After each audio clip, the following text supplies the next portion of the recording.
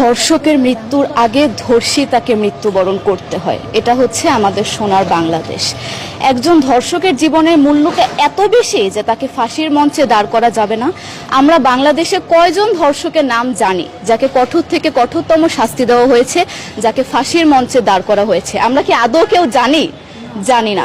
অথচ আমরা কতগুলো যারা যারা ধর্ষিত হয়েছে তাদের নাম জানি, অনেক বড়। এই লিস্ট আসলে অনেক বড়, বলে শেষ করা যাবে না।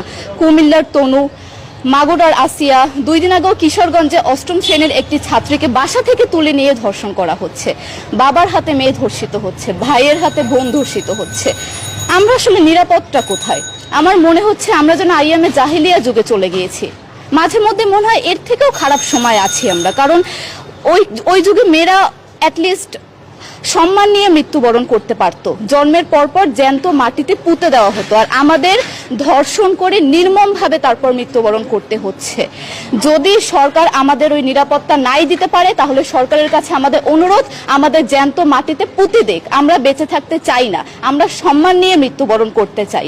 আমরা এই দেশে থাকতে চাই না যেই দেশে আমাদের কোনো নিরাপত্তা নেই, যেই দেশে রাস্তা দিয়ে হাঁটলে আমাদের মধ্যে একটা আতঙ্ক কাজ করে, কখন কি না কি হয়ে যায়।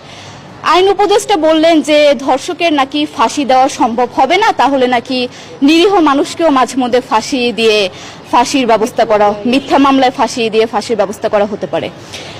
আইন উপদেষ্টার কাছে আমার প্রশ্ন, আল্লাহ না করুক আজকে যদি আপনার কাছের কেউ, আপনার বোন অথবা আপনার স্ত্রী অথবা আপনার মেয়ের সাথে যদি এরকম কোনো কিছু হতো, আপনি কি আসলে এটা বলতে পারতেন যে না, ধর্ষককে ফাঁসি দেওয়া যাবে না?